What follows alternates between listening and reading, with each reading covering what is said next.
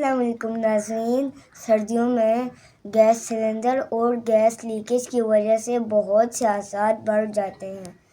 ہماری ذرا سی بھی لاپرواہی کی وجہ سے بہت سی قیمتی جانیں جا سکتی ہیں۔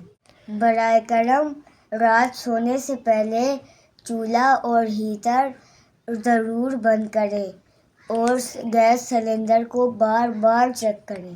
آپ کو گیس کی بو آئے تو لائٹ، پنکھا اور ہیٹر ہرگز نہ جلائیں اور نہ ماچس اور فریج بھی نہ کھولیں، اس سے دھماکہ بھی ہو سکتا ہے۔ اگر گیس کی بو آئے تو پورے گھر کی کھڑکیاں دروازے کھول دیں جب تک بو آنا ختم نہ ہو جائے۔ اپنا اور اپنے پیاروں کا خیال رکھیں۔